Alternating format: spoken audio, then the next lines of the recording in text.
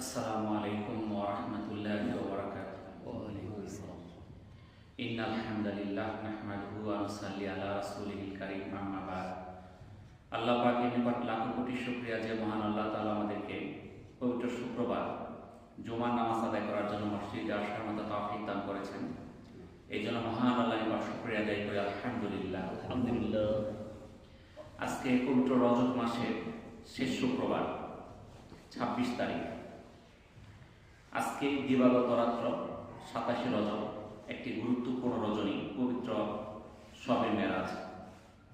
মেরাজ শব্দের অর্থ হচ্ছে সিঁড়ি বা সোপান, ধাপ। ইসলামী পরিভাষায় রাসূলুল্লাহ সাল্লাল্লাহু আলাইহি সাল্লামের হিজরত পূর্ব মক্কা জীবনে পঞ্চম অথবা ষষ্ঠ অথবা সপ্তম হিজরি সনের 26 রজব দিবাগত রাত্রে উম্মে হানি রাদিয়াল্লাহু তাআলা আনহার ঘর থেকে কাবা ঘরে এসে প্রথমে বাইতুল মুকাদ্দাস পর্যন্ত বোরাকের মাধ্যমে সাথী হিসেবে হযরত জিবরাইল ও হযরত মিকাইল আলাইহিস সালাম এবং দ্বিতীয় পূর্বে জেরুজালেমস্থ বাইতুল মুকাদ্দাস থেকে আরশে আজিম পর্যন্ত রফরফ বাহনের মাধ্যমে এই সফর সম্পন্ন করেন। প্রথম পর্বকে ইসরা বলা হয় আর দ্বিতীয় পর্বকে বলা হয় মেরাজ। তাহলে প্রথম পর্বটা সম্পন্ন হয় থেকে পবিত্র কাবা ঘরের অত্যন্ত সন্নিকটে। আগে সেখানে কাবা ঘরের চারদিকে ঘরবাড়ি ছিল, এখন সেখানে ঘরবাড়ি নেই, চারদিকে মসজিদ হয়ে গেছে। সেই কাবা ঘর সংলগ্ন উম্মে হানি রাদিয়াল্লাহু তাআলা আনহার ঘর থেকে আল্লাহ রাসূল বাইতুল মুকাদ্দাস পর্যন্ত বুরাকের মাধ্যমে সফর করেন। এই সফরকে বলা হয় ইসরা।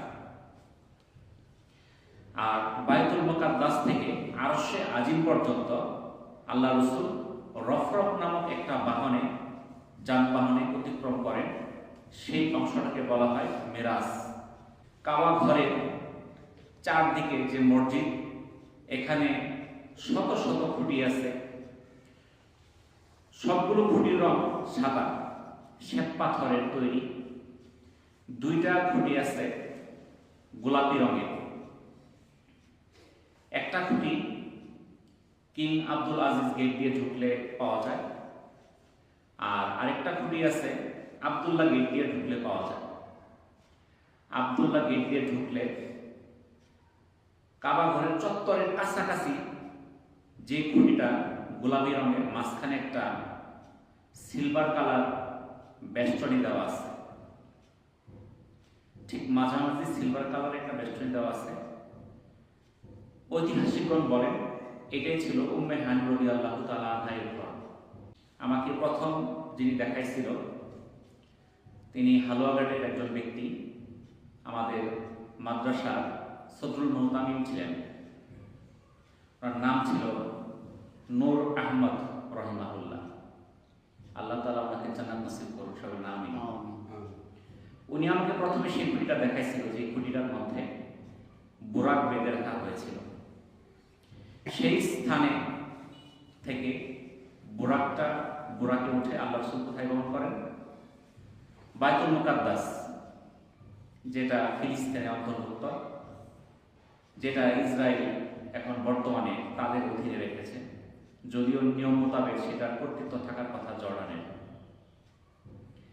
তো সেই বাইতুল মুকাদ্দাস থেকে দ্বিতীয় পর্বে আল্লাহ রাসূল আরশে আজমে গমন করেন রফরফ নামক বাহনে। পবিত্র কোরআনে আল্লাহ তাআলা ইরশাদ করেন, পবিত্র ও মহিমাময় তিনি, যিনি তার বান্দাকে রজনীতে ভ্রমণ করিয়েছেন মসজিদুল হারাম থেকে মসজিদুল আকসা পর্যন্ত। যার পরিবেশ আমি করেছিলাম বরকতময়, তাকে আমার নিদর্শন দেখানোর জন্য তিনি সর্বশ্রোতা, সর্বদ্রষ্টা। এটা সূরা বাকারার 17 নম্বর আয়াতের অর্থ। এই আয়াতে প্রথম পর্বকে ইসরা বলা হয়েছে, অর্থাৎ রাতের বেলা প্রিয় নবী সাল্লাল্লাহু আলাইহি সাল্লামকে মক্কা নগরী থেকে জেরুজালেম মসজিদুল আকসা পর্যন্ত নিয়ে যাওয়া হয়েছে। তারপর ইসরা শেষে আল্লাহ তাআলা মহান রব্বুল আলামিন আল্লাহ রাসূল সাল্লাল্লাহু আলাইহি সাল্লামকে আরশে আজিম পর্যন্ত নিয়ে যান। বাইতুল মুকাদ্দাসে প্রিয় নবী হযরত মুহাম্মদ সাল্লাল্লাহু আলাইহি সাল্লামের ইমামতিতে সকল নবী 2 রাকাত নামাজ আদায় করেন। হযরত আদম আলাইহিস সালাম থেকে আল্লাহ রাসূলের পূর্ব পর্যন্ত যত নবী রাসূল এই দুনিয়াতে আগমন করেছিলেন, সবাই নামাজ আদায় করেছেন কার ইমামতিতে? আমাদের নবী, সর্বশ্রেষ্ঠ নবী হযরত মুহাম্মদ সাল্লাল্লাহু আলাইহি সাল্লামের পিছনে। তো এমন নবীর উম্মত আমরা হতে পারি, আমরা কি সৌভাগ্যবান? আলহামদুলিল্লাহ। মক্কার মুশরিকরা এই সফর সম্পর্কে যখন জানে, যখন শুনে, তখন তাদের মধ্যে এটা সন্দেহের সৃষ্টি করে। কারণ তখনকার যুগে সেই মক্কা থেকে বাইতুল মুকাদ্দাস যেতে তখনকার সবচেয়ে দ্রুতগামী যে বাহন ছিল সেটাতে গেলেও কমপক্ষে 7 দিন লাগার কথা। তাই তারা বিভিন্ন কথা বলতে শুরু করে। তারা প্রথমেই হযরত আবু বকর রাদিয়াল্লাহু তাআলা আনহুকে বিভ্রান্তিমূলক কথা বলে এবং সবাই ধারণা করেছিল যে এই কথাটা আবু বকর বিশ্বাস করবে না, কারণ পবিত্র মক্কা থেকে বাইতুল মুকাদ্দাস কোন ক্রমে এক রাত্রিতে যায় আবার ফেরত আসা সম্ভব না। এটা আমরা তো বিশ্বাস করি না, আবু বকরও বিশ্বাস করবে না, এটাই মক্কার কাফিরদের ধারণা ছিল। কিন্তু যখন মক্কার কাফিররা আবু বকর রাদিয়াল্লাহু তাআলাকে ডেকে এই কথা বলল, তখন আবু বকর রাদিয়াল্লাহু তাআলা অকপটে বলে দিলেন, আমার নবী সাল্লাল্লাহু আলাইহি সাল্লাম যদি এই কথা বলে থাকে যে আজকের রাত্রিতে তিনি মক্কা থেকে বাইতুল মুকাদ্দাস গমন করেছেন, তাহলে সেটা অবশ্যই সত্য, এতে কোনো সন্দেহের অবকাশ নাই। আমরা আবু বকর রাদিয়াল্লাহু তাআলা সম্পূর্ণ নাম কি বলি? আবু বকর সিদ্দিক। এই ঘটনার পর থেকে ওনার উপাধি দেওয়া হয় সিদ্দিক। এর আগ পর্যন্ত তাকে শুধু আবু বকর ডাকা হইত, কিন্তু যখন উনি এই সত্যতার ঘোষণা দিলেন তখন তার উপাধি দেওয়া হয় আবু বকর সিদ্দিক রাদিয়াল্লাহু তাআলা। তো আল্লাহ রাসূল সাল্লাল্লাহু আলাইহি সাল্লাম সেই বাইতুল মুকাদ্দাস থেকে আরশে আজিম পর্যন্ত যান। প্রতিটা আসমান পার হওয়ার সময় বিভিন্ন নবীর সাথে তার সাক্ষাৎ হয়। প্রথম আসমানে আল্লাহ রাসূলের সাথে সাক্ষাৎ হয় হযরত আদম আলাইহিস সালামের সাথে। দ্বিতীয় আসমানে সাক্ষাৎ হয় হযরত ঈসা এবং হযরত ইয়াহইয়া আলাইহিস সালামের সাথে। তৃতীয় আসমানে সাক্ষাৎ হয় হযরত ইউসুফ আলাইহিস সালামের সাথে। চতুর্থ আসমানে হযরত ইদ্রিস আলাইহিস সালামের সাথে। পঞ্চম আসমানে হযরত হারুন আলাইহিস সালামের সাথে। ষষ্ঠ আসমানে হযরত মুসা আলাইহিস সালামের সাথে এবং সপ্তম আসমানে হযরত ইব্রাহিম আলাইহিস সালামের সাথে সাক্ষাৎ হয়। সপ্তম আসমানে রয়েছে বাইতুল মামুর। বাইতুল মামুর সকল ফেরেশতাদের ইবাদতগাহ। আমাদের যেমন দুনিয়ার মধ্যে ইবাদত ঘর কোনটা? মক্কাতুল মুকাররমা, পবিত্র কাবা ঘর। ওই ঘরের অংশ কিন্তু দুনিয়ার প্রতিটা মসজিদ। এরকম ফেরেশতাদের ইবাদত ঘর হচ্ছে বাইতুল মামুর। সেখানে প্রতিদিন 70,000 ফেরেশতা প্রবেশ করে। কোন ফেরেশতা বাইতুল মামুরে দ্বিতীয়বার প্রবেশ করার সুযোগ পায় না। এটা সহিহ মুসলিমের 3207 নম্বর হাদিস। তো বাইতুল মামুরে ইবাদত করার জন্য ফেরেশতারা সাক্ষাৎ পান জীবনে কয়বার? একবার। আর প্রতিদিন কয়জন ফেরেশতা সেখানে প্রবেশ করে? 70,000। পৃথিবী সৃষ্টির পর থেকে লক্ষ লক্ষ বছর পার হয়ে গেছে, আরো কত বছর থাকবে আমরা জানি না, কিন্তু প্রতিদিনই 70,000 ফেরেশতা সেই ঘর কি করে? ঘরে ইবাদত করে। কিন্তু দ্বিতীয়বার আর সেখানে প্রবেশের সুযোগ পায় না কোনো ফেরেশতা। তাহলে কি পরিমাণ ফেরেশতা আল্লাহ তাআলা সৃষ্টি করেছেন। সূরা নাজমের 2 থেকে 3 নম্বর আয়াতে আল্লাহ তাআলা বলেন, তোমাদের সঙ্গে পথভ্রষ্ট হয়নি, বিপদগামী হয়নি, আর তিনি মন করা কথা বলেন না। যখন কাফিররা আল্লাহ রাসূলের এই ঘটনা শুনে তখন তারা বিভিন্ন কথা বলতে থাকে। বলে যে উনি তো কি হয়ে গেছেন? পথভ্রষ্ট হয়ে গেছেন, বিপদগামী হয়ে গেছেন, উনি পাগলের মতো এলোমেলো কথা বলছেন। এরকম ভ্রান্ত কথা মানুষ বলা শুরু করলো।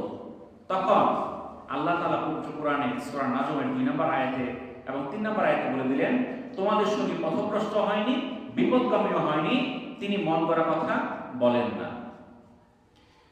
সূরা নাজমের 12 নম্বর আয়াতে আল্লাহ তাআলা বলেন, তোমরা কি সেই বিষয়ে বিতর্ক করবে যা সে দেখেছে? অর্থাৎ মানুষ যখন বিতর্ক করা শুরু করলো তখন আল্লাহ তাআলা তাদেরকে ধমকি স্বরে বললেন, তোমরা কি সেই বিষয়ে বিতর্ক করবে যা সে দেখেছে? সূরা নাজমের 17 থেকে 18 নম্বর আয়াতে আল্লাহ তাআলা বলেন, তার দৃষ্টিভ্রম হয়নি এবং তিনি সীমা লঙ্ঘন করেননি নিশ্চয়ই তিনি তার পালনকর্তার মহান নিদর্শনাবলী অবলোকন করেছেন। সহিহ মুসলিমের 173 নম্বর হাদিসে আল্লাহ রাসূলের সম্পর্কে মহান আল্লাহ তাআলা বলেন, তার প্রিয় বন্ধু মুহাম্মদুর রাসূলুল্লাহ সাল্লাল্লাহু আলাইহি সাল্লাম স্বীয় সান্নিধ্যে ডেকে নিয়ে উম্মতে মুহাম্মদীকে পুরস্কার স্বরূপ 3টি বিশেষ উপহার প্রদান করেন, যা অন্য কোনো নবীকে দেওয়া হয় নাই। এই শবে মেরাজের রাত্রিতে আল্লাহ তাআলা তার প্রিয় হাবিব হযরত মুহাম্মদ সাল্লাল্লাহু আলাইহি সাল্লামকে 3টা এমন উপহার দেন, যেই 3টা উপহার অন্য কোনো নবী রাসূলকে দেওয়া হয় নাই। 1 নাম্বার উপহারটা কি? 1 নাম্বার উপহার হচ্ছে 5 ওয়াক্ত নামাজ। যে ব্যক্তি এই 5 ওয়াক্ত নামাজ আদায় করবে তার ফজিলতের দিক থেকে 50 ওয়াক্ত নামাজের সমতুল্য। 2 নাম্বার, সূরা বাকারার শেষ 2টি আয়াত এই মেরাজের রাত্রিতে অবতীর্ণ হয়। এই আয়াতগুলোতে উম্মতে মুহাম্মদের প্রতি আল্লাহর অশেষ রহমত ও অনুগ্রহ প্রকাশ করা হয়েছে। তো সূরা আমরা জানি পবিত্র কোরআনে মতান্তরে 6666টা আয়াত আছে। সবগুলো আয়াত দুনিয়াতে নাজিল করা হয়েছে। 2টা আয়াত আল্লাহ তাআলা সেই মেরাজের রাত্রিতে নাজিল করেন। যেই 2টা আয়াত হলো সূরা বাকারার শেষ 2টা আয়াত। এই 2টা আয়াতের অনেক ফজিলত। 3 নাম্বার হলো উম্মতে মুহাম্মদের মধ্যে যারা কখনো শিরক করেনি তাদের ক্ষমা করে দেওয়ার সুযোগ দেওয়া হয়েছে। যারা শিরক করবে না আল্লাহ তাআলা তাদেরকে মাফ করে দিবেন। তাহলে শিরক গুনাহ থেকে আমাদেরকে কি থাকতে হবে? বিরত থাকতে হবে। আমরা নামাজের শেষ বৈঠকে কিংবা দ্বিতীয় বৈঠকে আমরা আত্তাহিয়াতু পাঠ করি। এই আত্তাহিয়াতু পাঠটাও এই শবে মেরাজের উপহার। সূরা বাকারার এই শেষ 2টা আয়াত সম্পর্কে অনেক হাদিস বর্ণিত আছে। এই আয়াত দুটার ফজিলত সম্পর্কে রাসূলুল্লাহ সাল্লাল্লাহু আলাইহি সাল্লাম বলেন, যে ব্যক্তি রাতে এই 2টি আয়াত পাঠ করবে তার জন্য এটাই যথেষ্ট। জুবাইর ইবনে নুফার রাদিয়াল্লাহু তাআলা থেকে বর্ণিত, রাসূলুল্লাহ সাল্লাল্লাহু আলাইহি সাল্লাম বলেছেন, সূরা আল বাকারাকে আল্লাহ তাআলা এমন 2টি আয়াত দ্বারা শেষ করেছেন যা আমাকে আল্লাহর আরশের নিচের ভান্ডার থেকে দান করা হয়েছে। তাই তোমরা এই আয়াতগুলো শিখবে, তোমাদের স্ত্রীদের শিখাবে, কারণ এই আয়াতগুলো রহমত, আল্লাহর নৈকট্য লাভের উপায় এবং দিন ও দুনিয়ার সকল কল্যাণ লাভের দোয়া। এটা মিশকাতুল মাসাবিহের 2173 নম্বর হাদিস। আমরা এই আয়াত দুটো যদি পাঠ করি তাহলে আমাদের দুনিয়ার যত কল্যাণের দোয়া আছে এটা নকির হয়ে যাবে। হযরত আলী রাদিয়াল্লাহু তাআলা বলেন, আমার মতে যার সামান্য পরিমাণ জ্ঞান আছে সে এই 2টি আয়াত পাঠ করা ছাড়া নিদ্রা যাবে না। তাহলে আলী রাদিয়াল্লাহু তাআলা কি বলছেন? যার সামান্যতম জ্ঞান আছে সেই ব্যক্তিও এই 2টা আয়াত পাঠ করা ছাড়া ঘুমাবে না। কিন্তু আমরা সবাই ঘুমাই। তাহলে আমাদের কি জ্ঞান আছে? আলী রাদিয়াল্লাহু তাআলার মতে আমাদের জ্ঞান নাই। থাকতো আমরা এই 2টা আয়াত তেলাওয়াত না করে ঘুমাইতাম না। তাহলে এই 2টা আয়াত যদি আমরা শিখতে পারি অনেক ফজিলত। রাসূল সাল্লাল্লাহু আলাইহি সাল্লাম এই মেরাজের সফর থেকে ফিরে এসে সূরা বনী ইসরাঈলের 23 থেকে 28 নম্বর আয়াতে 14টি বিষয় উম্মতের সামনে পেশ করেন। কোন সূরা? সূরা বনী ইসরাঈল 23 থেকে 38 নম্বর এই আয়াতের মধ্যে 14টা বিষয় উল্লেখ করছেন। 1 নাম্বার, আল্লাহর সাথে কাউকে শরীক করো না, তুমি নিন্দিত ও অসহায় হয়ে পড়বে, আর তোমরা কেবল আল্লাহর ইবাদত করো। এটা সূরা বনী ইসরাঈল 22 নম্বর আয়াতের অর্থ। তাই আল্লাহ তাআলা কি বললেন? আল্লাহর সাথে কাউকে শরীক করো না, তাহলে তুমি নিন্দিত এবং অসহায় হয়ে পড়বে, আর কেবল কার ইবাদত করো? মহান আল্লাহ তাআলা। দুনিয়ার মধ্যে যারা শরীক করে তাদেরকে কেউ পছন্দ করে না, সে অসহায় হয়ে পড়ে। 2 নাম্বার, বাবা মার সাথে ভালো ব্যবহার করো, তাদের একজন বা উভয় বৃদ্ধ অবস্থায় যদি তোমাদের সামনে উপনীত হয় তাহলে তাদের সাথে শব্দটি পর্যন্ত করো না, তাদের ধমকের সুরে জবাব দিও না, বরং তাদের সাথে মর্যাদা সহকারে কথা বলো, আর তাদের সামনে বিনয়ী থেকো আর দোয়া করতে থাকো, রব্বির হামহুমা কামা রব্বায়ানি সগীরা। হে আমার প্রতিপালক, তাদেরকে তেমনি ভাবে লালন পালন করো যেমনি তারা শৈশবে আমাদের লালন পালন করেছেন। সূরা বনী ইসরাঈলের আয়াত 23 এবং 24 অর্থ। তাহলে পিতামাতার সঙ্গে সদ্ব্যবহার করতে হবে, তাদের জন্য দোয়া করতে হবে, রব্বি রহমহুমা কামা রব্বায়ানি সগীরা। যদি আমাদের সন্তানদেরকে দ্বীনের শিক্ষা দেই, নামাজের শিক্ষা দেই, তারা যখন নামাজ পড়বে, নামাজ পড়ে যখন হাত উঠাবে, তখন ঠিকই কিন্তু তারা এই দোয়াটা পাঠ করবে। আর যদি আমাদের সন্তানকে দ্বীনের শিক্ষা না দেই, ইলম শিক্ষা না দেই, নামাজের শিক্ষা না দেই, সে মসজিদেও আসবে না, নামাজও করবে না, দোয়াও করবে না। তাহলে আমাদের সন্তানদেরকে শিক্ষা দেওয়ার দরকার আছে কি নাই? আছে। 3 নাম্বার, তোমাদের কৃতকর্মের জন্য আল্লাহর কাছে তওবা করো, তাহলে আল্লাহ তোমাদের অপরাধ ক্ষমা করে দিবেন, নিশ্চয়ই আল্লাহ তোমাদের মনের খবর জানেন। সূরা বনী ইসরাইল আয়াত 25। তাহলে এই আয়াতে আল্লাহ তাআলা আমাদেরকে তওবা করার নির্দেশ দিলেন। যদি আমরা তওবা করি, তাহলে মহান আল্লাহ তাআলা আমাদের অপরাধগুলো ক্ষমা করে দিবেন। কত বড় সুসংবাদ! আমরা যদি ভুল করে ফেলি, অন্যায় করে ফেলি, আল্লাহর কাছে তওবা করলে আল্লাহ সেটা মাফ করবে। 4 নাম্বার, আত্মীয়-স্বজনকে তাদের অধিকার দাও এবং মিসকিন ও মুসাফিরদের হক আদায় করো। এটা সূরা বনী ইসরাইল 26 নম্বর আয়াতের অর্থ। আত্মীয়-স্বজনকে কি করতে হবে? অধিকার দিতে হবে, মুসাফির এবং মিসকিনদের হক আদায় করতে হবে। 5 নাম্বার, অপব্যয় করো না, নিশ্চয়ই অপব্যয়কারী শয়তানের ভাই, আর শয়তান স্বীয় প্রতিপালকের প্রতি অকৃতজ্ঞ। সূরা বনী ইসরাইল আয়াত 27। তাহলে অপচয় করার জন্য, অপব্যয় করার জন্য আল্লাহ তাআলা নিষেধ করেছেন, কারণ যারা অপব্যয়কারী তারা শয়তানের ভাই, আর শয়তান স্বীয় প্রতিপালকের প্রতি অকৃতজ্ঞ। আমরা যারা বিভিন্ন অকারণে বিভিন্ন অনুষ্ঠানে আমরা অপচয় করি, অপব্যয় করি, যেটা প্রয়োজন নাই এরপরেও করে থাকি, তাই এটা কার অনুসরণ করা? শয়তানের অনুসরণ করা। 6 নাম্বার, হকদারদের হক আদায় তুমি অপারগ হও, তাহলে তাদের সঙ্গে অত্যন্ত নম্রভাবে কথা বলো। সূরা বনী ইসরাইল আয়াত 28। যারা আমার কাছে হক পায়, প্রাপ্য, যদি আমি সেটা পরিশোধ করতে অপারগ হই, অসমর্থ হই, তাহলে তাদের সঙ্গে নম্রভাবে কথা বলতে হবে। তারা যদি একটু কঠিন কথা বলে, কিছু বলা যাবে না। 7 নাম্বার, ব্যয়ের ক্ষেত্রে বেহিসাবি করো না, আবার কৃপণতাও প্রদর্শন করো না। আল্লাহ যাকে চান রিজিক বাড়িয়ে দেন, যাকে চান কমিয়ে দেন। সূরা বনী ইসরাইল আয়াত 29-30। তাহলে ব্যয়ের ক্ষেত্রে বেহিসাব পাওয়া যাবে না, হিসাব করে ব্যয় করতে হবে। আবার কৃপণতাও করা যাবে না, যেখানে যা প্রয়োজন সেটা দিতেও হবে।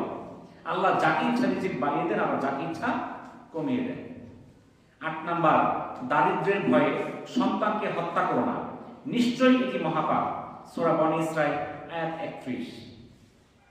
তাহলে অনেক মানুষ আছে যে সন্তান বেশি হয়ে গেলে কি খাওয়াবো, তাকে বড় হলে কিভাবে লালন পালন করবো, এত টাকা পয়সা কোথায় পাবো, এই চিন্তা করে মানুষ তার সন্তানকে হত্যা করে। আইএমএ জাহিলিদের যুগে কন্যা সন্তান হলে জীবন্ত হত্যা করত। এখন বর্তমানে কি করে?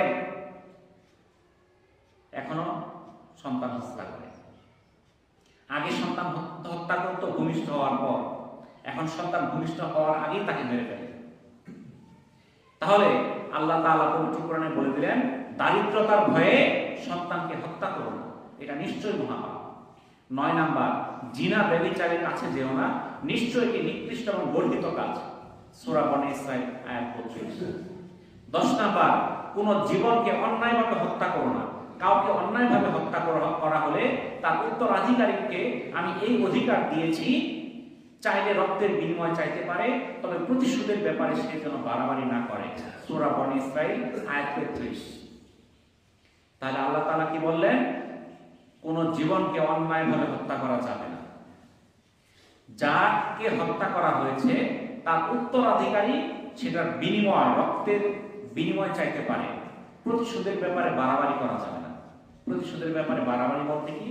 ইসলাম যে বিধান দিয়েছে সেই বিধান মোতাবেক বিচার করতে হবে। আমাদের দেশে অনেক সময় দেখা যায় এই মারামারিটা একদম মারা গেছে, পরে ওরা মারছে 2 জন, ওরা মারছে 2 জন, এরা মারছে 4 জন, এরকম ভয় অনেক জায়গায়, তাই না? নাকি কম মারামারি হয় না এলাকার মধ্যে? তাহলে বাড়াবাড়ি করা যাবে না, আইনসঙ্গত যে বিচার আছে সেই বিচার করতে হবে। 11 নাম্বার, এতিমের সম্পদের ধারে কাছেও যেও না, সম্পদের ব্যাপারে তার বয়ঃপ্রাপ্তি পর্যন্ত অপেক্ষা করো, আর প্রতিশ্রুতি সম্পর্কে সচেতন থাকো, নিশ্চয়ই প্রতিশ্রুতি সম্পর্কে জিজ্ঞাসা করা হবে। সূরা বনী ইসরাঈল আয়াত 34। তাহলে এতিমের সম্পদের ধারে কাছেও যাওয়া যাবে না।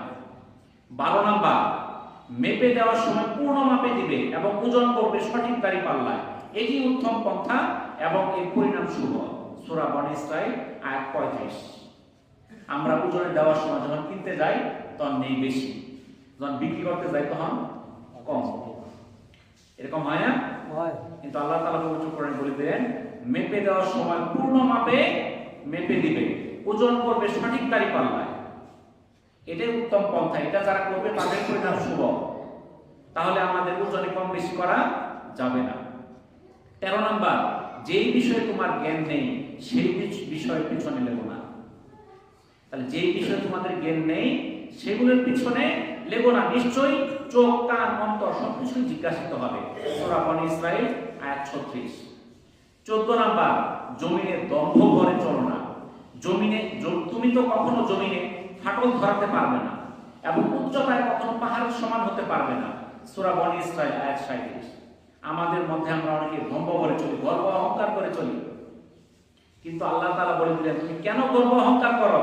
তুমি ইচ্ছা করলে জমিনে ফাটল ধরতে পারবে না, তুমি ইচ্ছা করলে উচ্চতায় পাহাড়ের সমান হতে পারবে না, তুমি একটা ক্ষুদ্র নগণ্য ব্যক্তি, তোমার আবার কিসের দম্ভ অহংকার?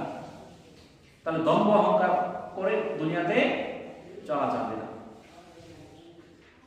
রাসূল সাল্লাল্লাহু আলাইহি সাল্লাম এই আয়াতগুলো আমাদের মধ্যে উপস্থাপন করেন। এই 14টা বিষয়, এগুলো আমাদের খেয়াল রাখতে হবে। আর রজব মাস আসলে আল্লাহ রাসূল যে বেশি বেশি দোয়াটা করতেন, সেই দোয়াটা আমাদের রজব, শাবান 2টা মাসে করতে হবে। আল্লাহুম্মা বারিক লানা ফি রজব ওয়া শাবান ওয়া বাল্লিগনা রমাদান। এই দোয়াটা আমরা বেশি বেশি পাঠ করব রজব এবং শাবান 2 মাস ব্যাপী। কি জন্য? এর কারণ একটাই, এই দোয়াটার অর্থ হচ্ছে, হে আল্লাহ, আমাকে আমার জন্য রজব এবং শাবান বরকতময় করে দাও এবং রমজান পর্যন্ত আমাদের পৌঁছে দাও। কারণ রমজান যে মাসটাকে উম্মতের মাস বলা হয়েছে, সেই মাস পর্যন্ত আমরা বেঁচে থাকবো, এর নিশ্চয়তা আছে না? এর নিশ্চয়তা নাই। প্রতিদিন প্রতি মুহূর্তে মানুষ মারা যাচ্ছে। আমাদের বাজারের মধ্যে গতকালকে একজন লোক মারা গেছে, ব্যবসায়ী, আজকে সকালে মারা গেছে। শফিউল করিম, ওনাকে শফি সবাই ডাকতো, আমি ডাকতো। ওনার স্ত্রী মারা গেছেন আজকে সকাল 10টা, জানাজা বিকাল 5টা। আমার এক বন্ধুর মা মারা গেছে, জানাজা হলো জুমার নামাজের পরে। তাহলে আমার পরিচিতর মধ্যে তো আজকে 3টা মানুষের জানাজা। এরকম শত শত হাজার হাজার মানুষ, হাজার হাজার মানুষ মারা যাচ্ছে এই রজব মাসে। সেই কিন্তু রজব আর শাবান অতিক্রম করে রমজান পর্যন্ত যেতে পারলো না। তাহলে আমরা যেন রমজান পর্যন্ত যাইতে পারি, এই জন্য আমরা বেশি বেশি দোয়া করি, আল্লাহুম্মা বারিক লানা ফি রজব ওয়া শাবান ওয়া বাল্লিগনা রমাদান। এটা বেশি বেশি পাঠ করব। আজকে রজব মাসের 26 তারিখ, সন্ধ্যার পর 27 তারিখ, সবে মেরাজের রাত্রিতে আল্লাহ রাসূল এই রাত্রিতেই আরশে আজিমে পৌঁছান। সেখানে আল্লাহ তাআলা তাকে জান্নাত এবং জাহান্নাম দেখান। জাহান্নাম এবং জান্নাতে কি অবস্থা, জাহান্নামে কোন পাপে কি শাস্তি, সেই শাস্তিগুলো আল্লাহ তাআলা আল্লাহ রাসূলকে দেখিয়েছেন। কেন দেখিয়েছেন? যেন আমাদেরকে আল্লাহ রাসূল আমাদেরকে জানাইতে পারেন এবং আমরা যেন বুঝতে পারি এই পাপের এই শাস্তি। মেরাজের রাত্রিতে আল্লাহ রাসূল জাহান্নামে দেখলেন যে বেনামাজীদের শাস্তি। বড় বড় পাথর দিয়ে মাথায় আঘাত করা হচ্ছে, আঘাতে মাথা ছিন্ন ভিন্ন হয়ে যাচ্ছে, পুনরায় ভালো হয়ে যাচ্ছে, আবার আঘাত করা হচ্ছে। একটা বিশাল পাথর তার মাথার মধ্যে, যে ব্যক্তি নামাজ পড়ে না, 5 ওয়াক্ত নামাজ আদায় করে না, তার মাথায় নিক্ষেপ করা হচ্ছে। এত জোরে নিক্ষেপ করা হচ্ছে, তার মস্তিষ্ক সহ মাথার বিভিন্ন অংশ টুকরা টুকরা বিভিন্ন দূরে ছিটকে চলে যাচ্ছে। সেই পাথরটাও দূরে চলে যাচ্ছে। সেই পাথরটা আবার যখন সেই শাস্তিদানকারী ফেরেশতা টুকায় বা নিয়ে আসতে থাকে, নিয়ে আস্তে আস্তে তার মাথাটা আবার আগের মতো হয়ে যায়। আবার নিক্ষেপ করে, আবার তার মাথা ছিন্ন ভিন্ন হয়ে যায়। আবার যখন পাথরটা উঠাইতে থাকে, উঠাইতে উঠাইতে তার মাথা ঠিক হয়ে যায়। এইভাবে তার মাথার উপর এরকম আঘাত করতে থাকে। আল্লাহ রাসূল দেখলেন যাকাত না দেওয়ার শাস্তি। তাদের সম্মুখে পশ্চাতে পাওনা ব্যবহার থাকবে, তাদের পশুবৎ চড়াবে এবং নোংরা আবর্জনা, ময়লা এবং পুঁজ, কাঁটাযুক্ত আঠালো বিষাক্ত ফল খাবে, জাহান্নামের উত্তপ্ত পাথর তারা ভক্ষণ করবে। যারা জাকাত দেয় না, আল্লাহ তাআলা তাদেরকে সম্পদ দিয়েছে কিন্তু তারা জাকাত দিতে চায় না। জাকাত আমরা মনে করি যে যারা বড় বড় শহরে থাকে এগরই জাকাত আছে, আমরা গ্রামে যারা আছি এবার জাকাত নাই, আমরা মনে করি। জাকাত কিন্তু আমারও থাকতে পারে, আপনারও থাকতে পারে, একজন কৃষকেরও থাকতে পারে, একজন ব্যবসায়ীও থাকতে পারে, একজন চাকরিজীবীও থাকতে পারে, কিন্তু আমরা কৃষকরা এই জাকাতগুলো আদায় করি না।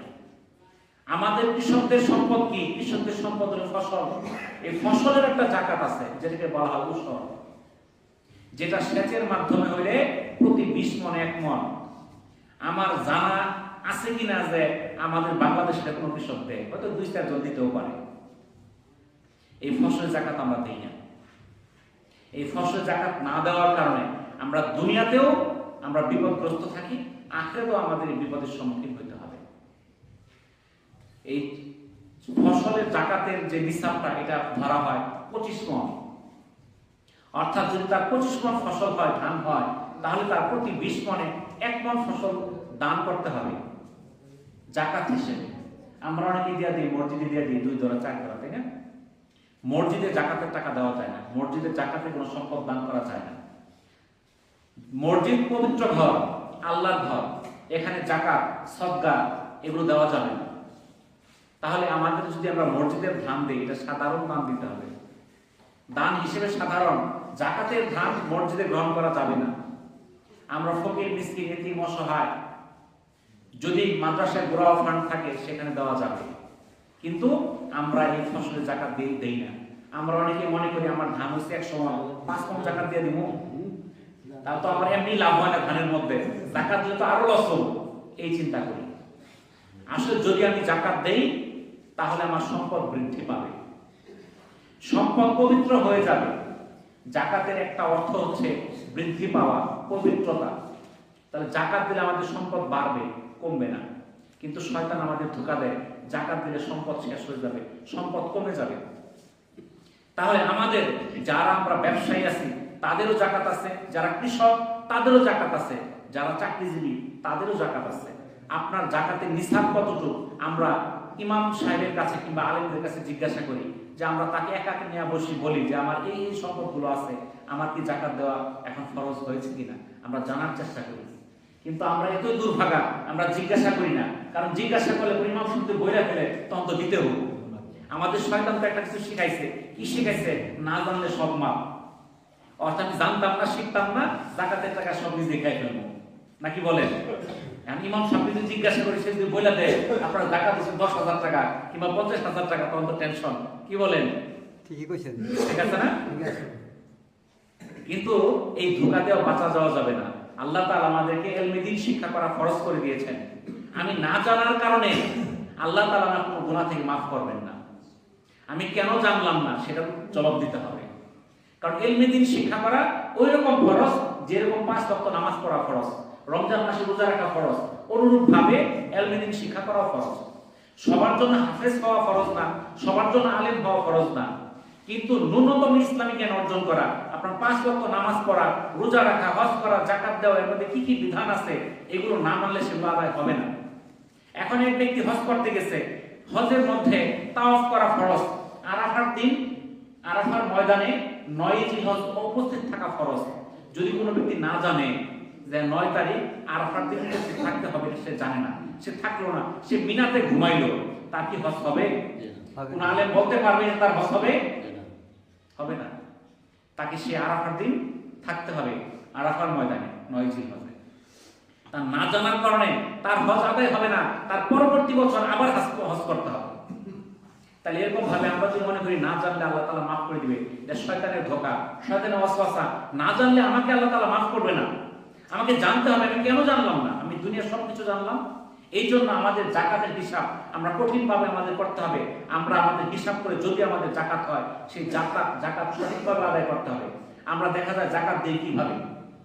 আমরা জাকাত দেই এমন কিছু জিনিস দিয়া যেগুলিতে তার উপকার হয় না, ক্ষতি হয় না, লাভ হয় না। আমরা আগের কাল থেকে কাপড় দিই, এমন কাপড় দিই যেগুলো কম দামের, যেগুলো তারা ব্যবহার করতে পারে না, পড়তে পারে না। জাকাত যে কোনো পরিস্থিতি পরিশোধ করা যাবে। আপনি যে কোনো পরিস্থিতিতে জাকাত দিতে পারবেন। উত্তম হলো আপনি টাকা দিয়ে দেন। এখন দেখা গেল এক গরিব কাপড় পাচ্ছে 5টা, তার একটা হলে চলে, তার আরো অন্য কিছু দরকার, সে পাচ্ছে না। আপনি টাকা দিয়ে দেন, তার যেটা সে প্রয়োজন সে সেটা দিয়ে কি করতে পারবে, সেটাই কিনতে পারবে। এই জন্য জাকাত আপনি দেখবেন, জাকাত এমন ভাবে দেওয়া উত্তম যেন একটা লোকের প্রয়োজন পুরা হয়ে যায়। আপনার একটা লোককে, দরিদ্র মানুষ, তার একটা দোকান আছে, কিংবা একটা দোকানের ব্যবস্থা করে দিলেন, হয়তো 5-10 হাজার টাকা দিয়ে তার একটা ছোট্ট একটা ব্যবস্থা করে দিলেন, তার জন্য চলতে পারে। এরকম যদি ছোটখাটো একটা কিছু ব্যবস্থা করে দিতে পারেন, একটা লোক স্বাবলম্বী হয়ে যেতে পারে। এরকম ভাবে যদি কারো কোনো সম্ভব হয়, সেইভাবে জাকাত পরিশোধ করা আরো উত্তম। তো আমরা সঠিকভাবে জাকাত পরিশোধ করার চেষ্টা করব। আল্লাহ রাসূল সেই জাহান্নামে দেখলেন চুগলখোরদের শাস্তি। চুগলখোরদের কি শাস্তি? তাদের পার্শ্বদের সাথে গোশত কেটে তাদেরকে খাওয়ানো হচ্ছে, আর বলা হচ্ছে যেভাবে তোমরা তোমার ভাইয়ের গোশত খেতে সেভাবে এটা রক্ষণ করো। গীবতকারীদের শাস্তি দেখলেন। গীবতকারী কারা? যারা একজনের দোষ আরেকজনের কাছে বইলা প্রকাশ করে বেড়ায়, একজনের দোষ বলে আরেকজনের কাছে। আর চুগলখোর কি? চুগলখোর হলো এমন ব্যক্তি যারা আপনার সঙ্গে আরেকটা লোকের দোষ এমন ভাবে বলে যেন আপনার শত্রু হয়ে যায়। বলবে অমুক লোক তো আপনার বিরুদ্ধে এটা বলছে, এখন আপনার তার মনে কি হইলো? একটা সন্দেহ সৃষ্টি হলো, তার প্রতি একটা শত্রুতা সৃষ্টি হইলো। এই যে শত্রুতা সৃষ্টি করলো অপর ব্যক্তি কথা শুনে, এরকম ব্যক্তি আমাদের দেশে আছে না নাই? আছে, আছে না? ওদের কাজ হইলে একজনের লাগায় দেওয়া। কিন্তু আমরা উম্মতে মুহাম্মদের শ্রেষ্ঠ মত, আমাদের প্রয়োজন ছিল কি? অন্য ভাই যদি অন্য ভাইয়ের মধ্যে শত্রুতা সৃষ্টি হয়, তাদের মধ্যে বন্ধুত্ব সৃষ্টি করে দেওয়া। কিন্তু আমরা কি করি? কোনো ঝগড়া বাজলে কোন ব্যক্তি যার সুযোগ খুঁজে এদের মধ্যে ঝগড়াটা কি করে বড় করা যায়, তাদের হলো এই শাস্তি। আর গীবত কারা করে? গীবত হলো এক ভাইয়ের দোষ আরেক ভাইয়ের কাছে পৌঁছায় দেওয়া। এখন আপনি বলতে পারেন সে তো এই কাজ করছে, তাহলে আমার বলতে সমস্যা কি? সে তো অন্যায় করছে, কিন্তু অন্যায় করলেও যদি আপনি বলেন সেটাও গীবত। আর অন্যায় করছে না, আপনি এরপরও তার বিরুদ্ধে বললেন, এটা হলো মিথ্যা অপবাদ। কিন্তু সে একটা অন্যায় করছে, আপনি সেটা চারদিকে বলে বলে বেড়াচ্ছেন, এটার নামে হচ্ছে গীবত। যারা গীবত করবে তাদের শাস্তি সেই দুজকের মধ্যে কিভাবে হবে? তাদের অগ্নিময় লোহার নখর দিয়ে তারা তাদের চেহারা ও বক্ষ বিদীর্ণ করবে। তাদের আঙ্গুলগুলো থাকবে কিসের? লোহার তৈরি। অগ্নিময় আগুনের জ্বলন্ত লাল অঙ্গারের মতো তার লোহাগুলো থাকবে নখের মধ্যে। এগুলো তার চেহারা ও বক্ষকে নিজেই খামচাতে রাখবে। হযরত জিবরাইল আলাইহিস সালামকে আল্লাহ রাসূল বললেন, এরা কারা? জিবরাইল আলাইহিস সালাম বললেন, এরা হলো সেই সব লোক যারা পশ্চাতে মানুষের গোশত খেত, অর্থাৎ আড়ালে সমালোচনা করত। সামনে খুব ভালো বলে, যখন চলে যায় তখন তার সমালোচনা করে, তার দোষ বলে, তার মন্দগুলো মানুষের মধ্যে বলে বলে বেড়ায়। তারপরে দেখলেন সুদখোরদের শাস্তি। সুদখোরদের পেট বিশাল বড় হয়ে যাবে, যার কারণে তারা তাদের অবস্থান থেকে নাড়াচাড়া করতে পারবে না এবং তাদেরকে আগুনের মধ্যে প্রবিষ্ট করানো হবে। আমাদের সমাজে সুদখোর আছে না নাই? আছে। কিন্তু তাদের এই হাদিসগুলো শোনার পরও তারা এটা থেকে বিরত হয় না। তাদের পেটগুলো এতই বড় হবে তারা নাড়াচাড়া করতে পারবে না, তাদেরকে জ্বলন্ত আগুনের মধ্যে নিক্ষেপ করা হবে। এরপর আল্লাহ রাসূল দেখলেন জেনাকার বদকার নারীদের, যারা ব্যভিচার করেছে, ভ্রূণ ও সন্তান হত্যা করেছে, তাদেরকে সেখানে পায়ে আংটা দিয়ে ঝুলিয়ে রাখা হবে এবং তারা সেখানে আত্মচিৎকার করবে। দেখলেন সেখানে জেনাকার পুরুষের শাস্তি। এক সম্প্রদায় তাদের সামনে একটি উত্তম পাত্রে উপাদেয় তাজা ভুনা গোশত এবং অন্য একটি পাত্রে নোংরা পচা মাংস। তারা উত্তম পাত্রের গোশত সুস্বাদু গোশত রেখে তারা নোংরা পাত্রের পচা মাংস ভক্ষণ করছে। আল্লাহ রাসূল জিবরাইল আলাইহিস সালামকে বললেন, হে জিবরাইল, কেন তারা এই কাজ করছে? তাদের সামনে ভালো উপাদেয় সুস্বাদু মাংস থাকার পরও তারা পচা এই নষ্ট মাংস তারা কেন খাচ্ছে? তখন জিবরাইল আলাইহিস সালাম বললেন, এরা হলো সেই সব পুরুষ যারা স্বীয় বৈধ স্ত্রী রেখে অন্য নারী গমন করেছে এবং ওই সব নারী যারা স্বীয় বৈধ স্বামী রেখে পর পুরুষগামিনী হয়েছে। আমানত আদায় না করার শাস্তি দেখলেন। আমানত মানে আপনার কাছে কেউ কিছু জমা রাখছে, দেখা যায় বর্তমানে কোন সম্পদ কারো কাছে রেখে গেলে কয়েকদিন পরে বললেন নাই, হারাই গেছে, নষ্ট হয়ে গেছে, পাওয়া যায় না। এই যারা আমানত গ্রহণ করবে কিন্তু সঠিকভাবে সে আমানতের আদায় করবে না, তাদের শাস্তি। দেখলেন এক বিশাল লাকড়ির বোঝা তারা একত্র করছে, যা উঠাতে পারতেছে না, কিন্তু লাকড়ি ক্রমান্বয়ে তাদের বোঝার মধ্যে বৃদ্ধি হইতেছে, কিন্তু লাকড়ি নিয়ে দাঁড়াতে পারতেছে না, তাদের উপরে লাকড়ির বোঝা শুধু বড় হইতেছে। তখন আল্লাহ রাসূল জিবরাইল আলাইহিস সালামকে বললেন, হে জিবরাইল, এটা কেন হচ্ছে? হযরত জিবরাইল আলাইহিস সালাম বললেন, এরা হলো আপনার উম্মতের সেই সব ব্যক্তি যে মানুষের আমানত আদায় করেনি, বরং তা অধিক পরিমাণে গ্রহণ করেছে। যারা আমানত গ্রহণ করবে কিন্তু পরিশোধ করবে না, তাদের এই শাস্তি। তারপর দেখলেন যারা অশ্লীল বাক্য ব্যবহার করে, ফিতনা সৃষ্টি করে, তাদের কি শাস্তি? তাদের জিহ্বা এবং ঠোঁট আগুনের কাছে দ্বারা কাটা হচ্ছে, আবার আগের মতো হয়ে যাচ্ছে, আবার কাটা হচ্ছে, এভাবেই চলছে। যারা অশ্লীল বাক্য বলে, কথায় কথায় অশ্লীল বাক্য বলে, আমাদের মধ্যে অনেকেই আছে। অশ্লীল বাক্য কখনো একজন মুমিন বলতে পারে না। একজন মুমিনের ভাষা কখনোই অশ্লীল হবে না। যদি অশ্লীলতা কেউ বলে, তাহলে তার শাস্তি হবে এটা।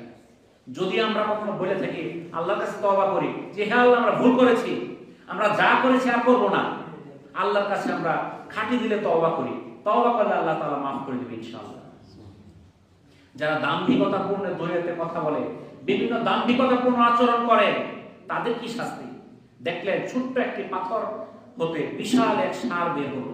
পুনরায় ওই ষাঁড় সেই পাথরের ভিতরে প্রবেশ করার চেষ্টা করছিল, কিন্তু আর ভিতরে প্রবেশ করতে পারছিল না। আল্লাহ রাসূল বলল, হে জিবরাইল, এটা কি? জিবরাইল আলাইহিস সালাম বললেন, এটা হলো সেই সব লোকের দৃষ্টান্ত যারা বড় বড় দাম্ভিকতাপূর্ণ কথা বলতো এবং লজ্জিত হতো, পরে আর তা ফিরিয়ে নিতে পারতো না, তাদের এই শাস্তি। এরপর আল্লাহ রাসূল দেখলেন এতিমদের হক নষ্টকারী, এতিমদের সম্পদ আত্মসাৎকারীদের শাস্তি। তাদের উষ্ঠ অধর পর্যন্ত উটের ঠোঁটের মতো ঝুলে যাবে, তাদের মুখে আগুনের জ্বলন্ত কয়লা প্রবিষ্ট করানো হচ্ছে এবং তাদের তা পায়ুপথ দিয়ে বের হবে। যারা এতিমের সম্পদ কি করবে? আত্মসাৎ করবে। তাদের ঠোঁটটা ঝুলতে ঝুলতে তার একবার উটের ঠোঁট যেরকম ঝুলন্ত থাকে, এরকম তাদের ঠোঁটগুলো পেট পর্যন্ত ঝুলে আসবে এবং মুখ দিয়ে জ্বলন্ত কয়লা প্রবিষ্ট করানো হবে, যেটা পায়ুপথ দিয়ে বের হবে। এরপর দেখলেন মদ, মাদক, নেশা গ্রহণকারীদের শাস্তি। তারা যারা মাদক, মদ, নেশা পান করে, তারা জাহান্নামীদের, সেই সকল জাহান্নামীদের শরীর থেকে নির্গত বিষাক্ত নোংরা পুঁজ পান করবে। যারা এই মদ খাবে, নেশা করবে, যত রকম নেশা আছে, যারা নেশার মধ্যে আক্রান্ত, যারা নেশা করে, তাদের শাস্তি হলো কি? তারা জাহান্নামীদের শরীর থেকে নির্গত বিষাক্ত নোংরা পুঁজ পান করবে। নবী করিম সাল্লাল্লাহু আলাইহি সাল্লাম বলেন, মালিক নামে জাহান্নামের রক্ষী ফেরেশতাকে দেখলেন। যখন জাহান্নাম শেষ করলেন, জাহান্নাম দেখা শেষ হইল, তখন দেখলেন যে সেখানে একজন ফেরেশতা, জাহান্নামের ফেরেশতা, তার নাম হলো মালিক। তার মুখটা মলিন, তার মুখে হাসি নেই। বলা হলো জাহান্নাম সৃষ্টির পর থেকে তার মুখে কখনো হাসি ফোটেনি। তাহলে যে জাহান্নামের যে পাহারাদার, যে ফেরেশতা, তার মুখে হাসি নেই, কিন্তু সেই ফেরেশতাকে জাহান্নামে পাঠানো হবে না। সেই ফেরেশতা জাহান্নামের শাস্তিও ভোগ করবে না, সে শুধু জাহান্নামের রক্ষী, তার মুখে হাসি নেই। আর সেই জাহান্নামে মানুষ আর জিনকে পাঠানো হবে। আর আমরা মানুষ হওয়ার পর আমাদের ঠিকানা জান্নাত না জাহান্নাম আমরা জানি না, হইতে পারে জান্নাত, হইতে পারে জাহান্নাম, কিন্তু আমাদের মুখে হাসি বন্ধ হয় না। এই হাদিসটা অনেক লম্বা একটা হাদিস, এটা সহিহ বুখারী এবং সহিহ মুসলিম দুইটা হাদিসের কিতাবে আছে। এই হাদিসটা অনেক লম্বা হাদিস। এই 14 রকম পাপের শাস্তি আল্লাহ রাসূল দেখলেন জাহান্নামের মধ্যে, এবং তিনি আমাদেরকে জানাই দিলেন। আল্লাহ রাসূল জানাইছেন তার সাহাবীদেরকে, সাহাবীরা তাবিঈদেরকে, তাবিঈরা তাবিঈদেরকে, এইভাবে জানাইতে জানাইতে আজকে আমরা পর্যন্ত আসছি এবং কিয়ামত পর্যন্ত এগুলো মানুষ জানবে। কিন্তু জানার পরেও যদি এই কাজ থেকে বিরত না হয়, তাদের এই শাস্তিগুলো ভোগ করতে হবে।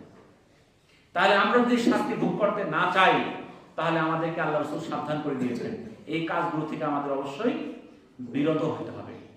আল্লাহ তাআলা আমাদেরকে এই সকল কাজ থেকে বিরত থাকার তৌফিক দান করুন। এবং আজকে লাইলাতুল মিরাজের রাত্র, যদি আপনাদের পক্ষে সম্ভব হয় কিছু ইবাদত করার, আপনারা রাত্রে ইবাদত করার চেষ্টা করবেন এবং বাড়িতে গিয়ে বলে দিবেন আজকে শবে মেরাজের রাত্র, একটা পবিত্র রাত্র। এই রাত্রে কিছু ইবাদত করার চেষ্টা করেন, আল্লাহর কাছে কান্নাকাটি করার চেষ্টা করেন। আজকে আজকে যারা আছেন আপনারা সবাই চেষ্টা করেন যেন এশার নামাজে কেউ মিস না হয়, ঠিক আছে?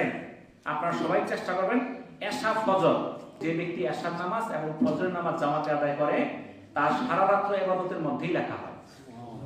তাহলে আমরা যদি এশার নামাজ আর ফজর নামাজটা অন্তত আদায় করতে পারি জামাতের সঙ্গে, তাহলে সারা রাত্র ইবাদতের মধ্যে লেখা হবে। আল্লাহ তাআলা আমাদেরকে তৌফিক দান করুন। ওয়া আখিরু দাওয়ানা আলহামদুলিল্লাহি রাব্বিল আলামিন। আসসালামু আলাইকুম ওয়া রাহমাতুল্লাহি ওয়া বারাকাতুহু।